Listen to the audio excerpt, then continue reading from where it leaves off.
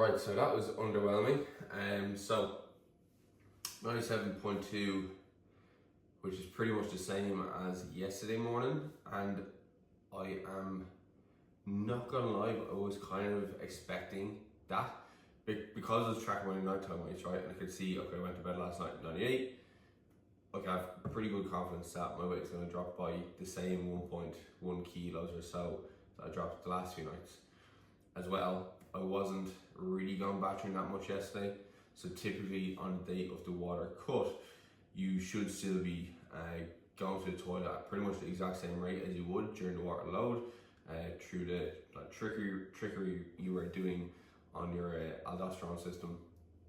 However, what can happen is that there can be variability between people's bodies. Okay, so my body, for example, could be quite sensitive to dehydration, and your body's really smart. So when it does come to getting dehydrated, your body produces a hormone called antidiuretic hormone.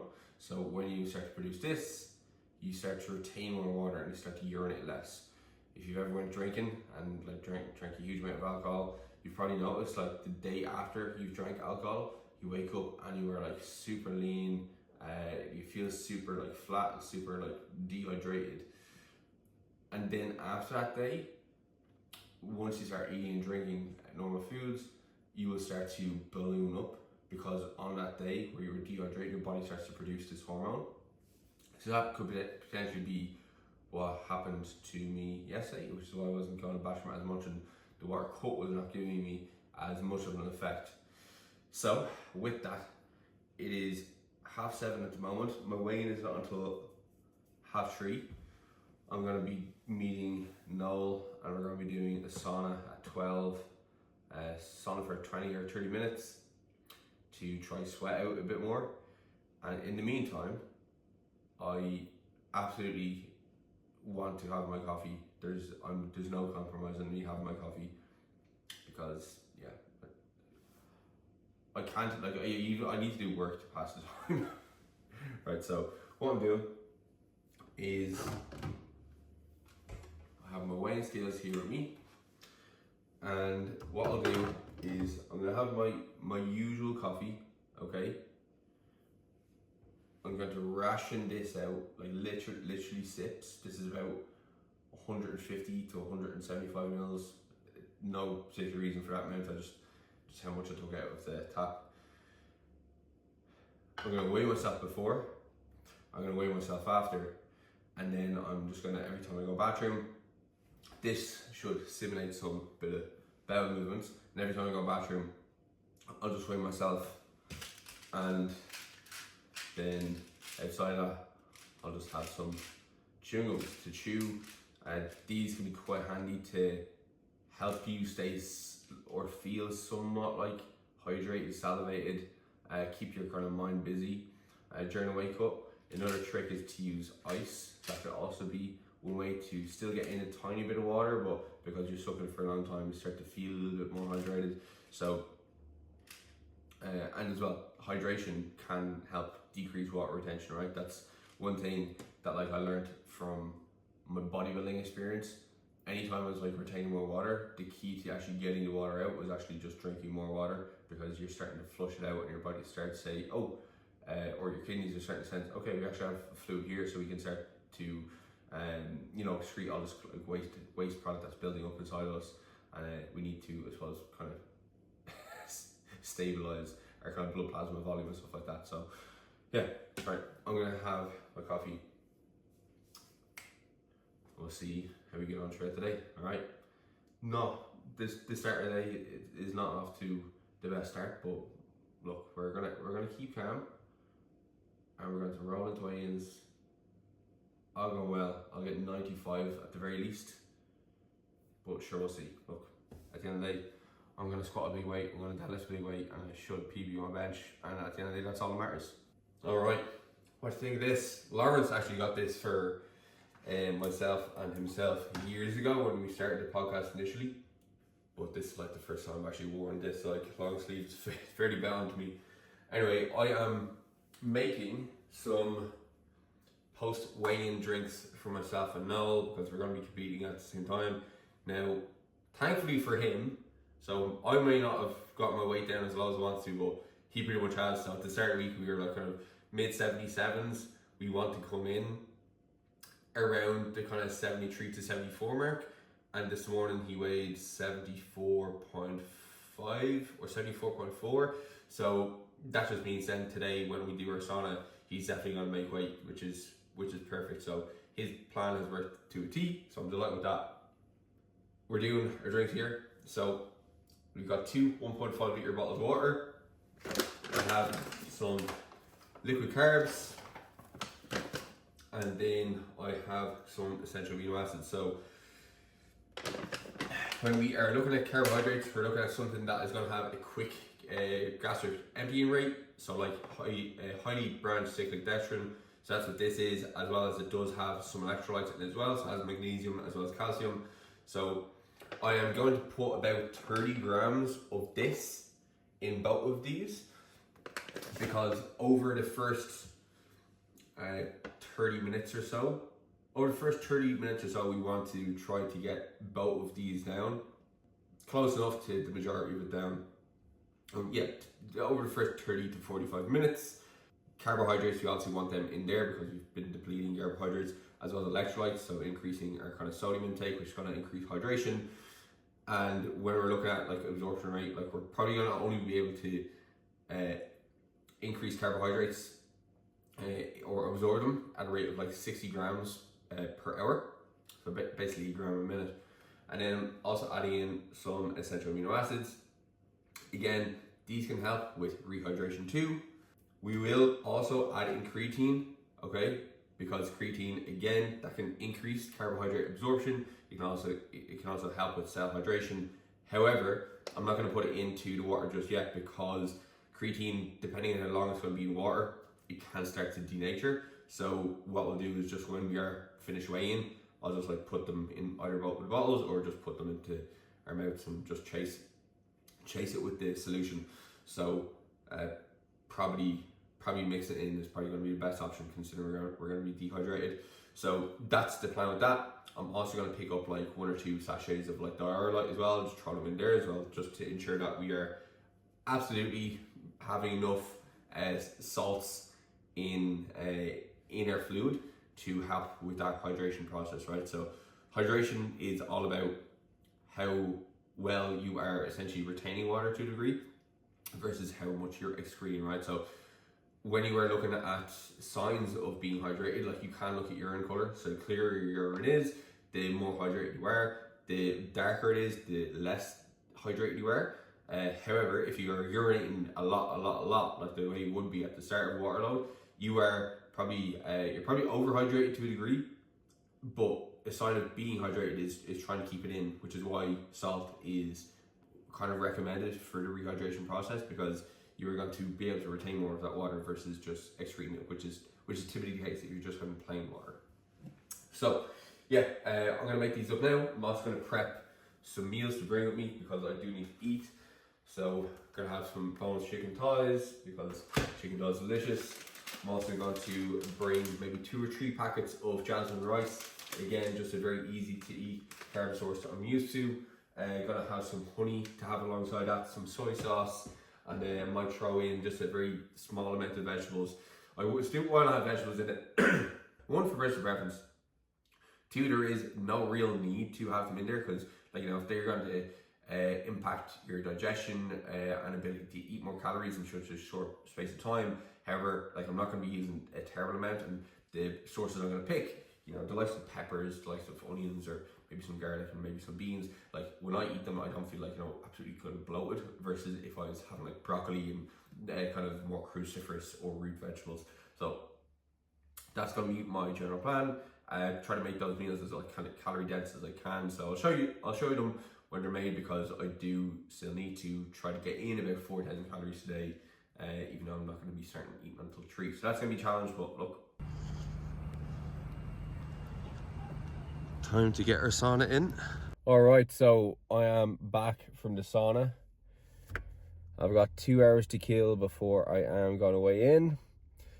I actually don't feel as bad as I thought I was going to feel. Now, I did sweat quite a bit, when we were in the sauna. So what we did was we did one round of 10 minutes, rest 5 minutes, one round of 10 minutes, rest 5 minutes, and then a final round of 5 minutes. So 25 total minutes of sweating. I brought my weighing scales in with us, and I can't trust it. I honestly can't trust it. So I weighed on it before I got in, and then Noel weighed himself, and Noel actually weighed like over a kilo more than he weighed on his scales, which he used literally before he came up to meet me. And then we were just like, okay, we'll just like keep an eye on, like, you know, what we lose as we come out. Both times when he came out, the numbers were going up as well as down. So like I'd get on the scales and it would go up, no, get on and it would go down. So it doesn't make sense as to what was going on there. So I can't really give any insight as to what I might be weighing now. Noel got home and he texted me there, and he is a kilo below what he weighed in at prior to leaving his house initially. So, you know, we can maybe assume that we maybe both sweated out about a kilo. And yeah, it doesn't give me much confidence, because like if I knew I was like, I don't know, maybe 95 or something like that, I might be like, right, I'll have something to drink in the meantime. But look, we will see what happens. All the way from the USA, one of the mainstays in powerlifting, Mr. Dan Bell. He will be contending with one of our most experienced weighed in at 120.6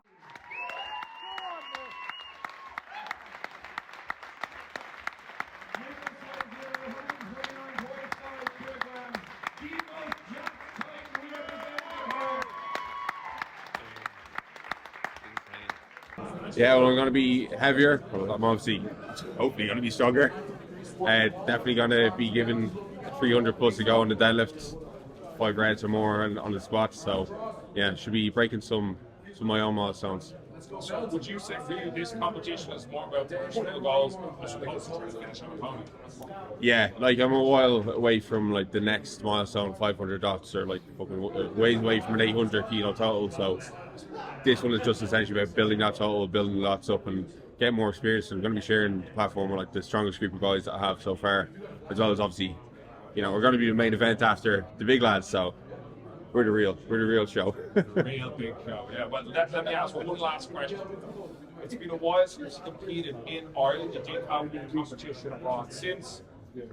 Is it kind of special to be back lifting at abs powerlifting after being so long away from home? Of course, like I've done, the majority of my competitions have been in this gym, and you know, when you go to an outside experience, you know, you do kind of see that what we put on here is definitely special, and like how we treat athletes. Like you can see here, like we're getting interviews, we're getting rehydration, we're getting nice clobber, and then as well, it's going to be an amazing spectacle. Like the media is always amazing for these events as well. It's just like the standard of lifting and standard of judging. So it's hard to, having been to a lot of other meets of different federations, it's really hard to compare this, like when you've experienced it. Like from an outsider looking in, if you hear somebody talk about it, it just sounds like you're talking about just another cult, but like it is definitely special. Canada in Spain on the bodybuilding platform. Previously of Abs Powerlifting, we were back home to compete at the Abs Series in the Pro-Am Flight at Abs Series 16. Ladies and gentlemen, our very own Shane Story. Shane weighed in at 96 kilograms. Ladies and gentlemen, back in powerlifting in fine form, Shane Story.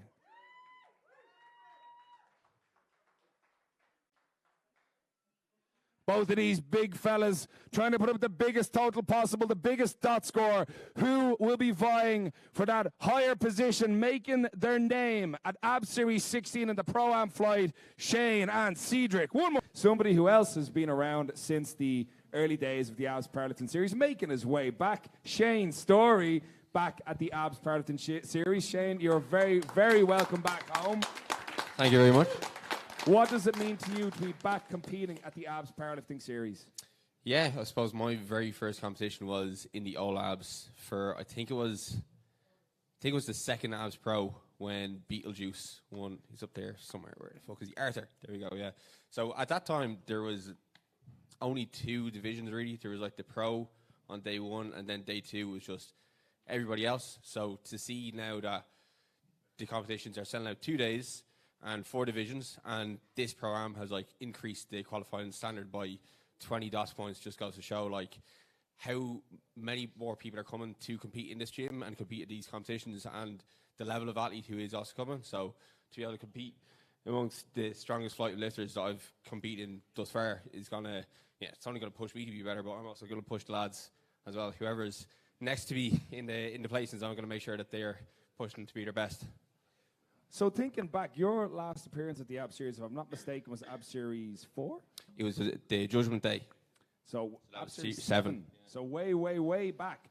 To see where it was then to now and see how the competition has grown. You, of course, were very far removed from all the competitions here, living across in Canada. How has it been for you as somebody who was a very integral part of the ABS gym to see the competition grow into what it's become today, an international landmark for many, many athletes? It's unreal. Sure, like even when I was in Canada, there's many people in the powerlifting gym that was training there that like knew of the series, and like even one of the guys, Justin Zottel, like he was looking to compete at some of the series at least. I think he had a qualifying total for this one.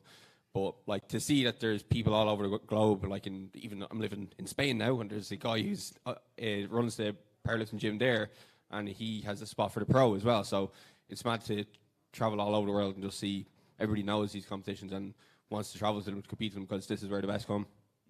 And what can we expect then from you tomorrow? You've come a long way since your first competition here at Ab Series. You've gone through several other forms of competing. You competed in Canada, you competed in bodybuilding. You can go on the internet right now and see pictures of Shane in his underwear. If you want to see those, he looks A1. What does it mean to you to be back here, and what can we expect tomorrow from you, whether that's in terms of numbers, total? What can we expect from Shane Story? I got to put my best total, my best dots yet, and that's about it. The best you can hope for Yes, in exactly. a lineup like this. Is there anyone on the platform you would personally say, all right, as long as I can beat that guy, I'm okay?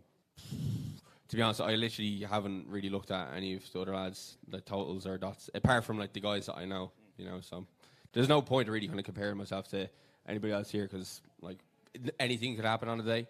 Like the standard, as everybody who hasn't competed here tomorrow, like if you're squatting high, you are going to get called on it, and if that's on your squat, you're going to miss out on plenty of kilos, and you're not going to get any soft calls this week, or tomorrow, so make sure that you're hitting that standard. Very, very true, and very well said. It is a very tough standard to adhere to if you haven't been hitting it in training, but I'm sure all these boys have caught it in the past. We'll pass it over to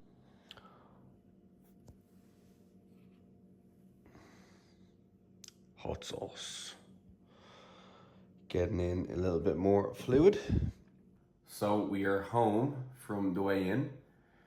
So weighed in 96 kilos, which is not quite what I was expecting to weigh in. I was expecting to weigh in a lot lighter. So 96 kilos is 3% down. So considering I did water load, water cut, carb fat exchange, gut cut, sauna, as well as kind of fasting, I was expecting to drop a little bit more. Now, one big reason why I do think I actually didn't drop as much as I thought I would is because I didn't account for, when I was making the change to my food during the week, how much that was affecting my sodium intake. So generally when I eat my usual diet, because the meals are so much different, I add a lot of salt. Like, I eat a lot of salt, probably more than I should.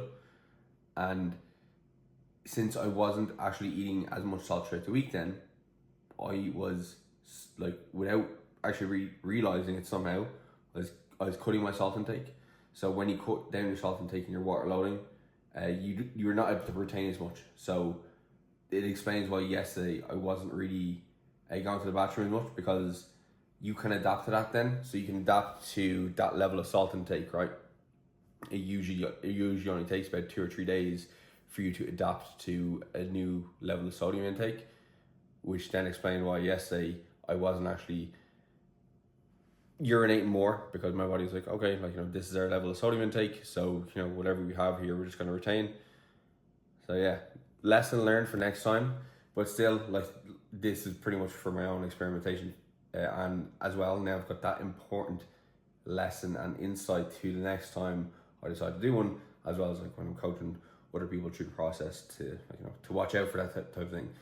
Anyway, even though I didn't get on great with my weigh-in or as well as I was expecting, my client Noel, he did phenomenally. So started week at 77.5, weighed in today at 71.1. So yeah, that's a big drop. It's like almost 8 or 9% down across the week. So really good result for him. He's going to do phenomenally tomorrow. He's definitely going to hopefully add on to his 500 dots. So that'd be pretty cool because we're going to be competing in the same flight. So yeah, anyway, I am going to have my final meal. I'm going to get to bed. I'm up early because I've got clients competing in the morning. And then yeah, it's show day. So yeah, thank you very much for following along. We'll see you tomorrow on the platform.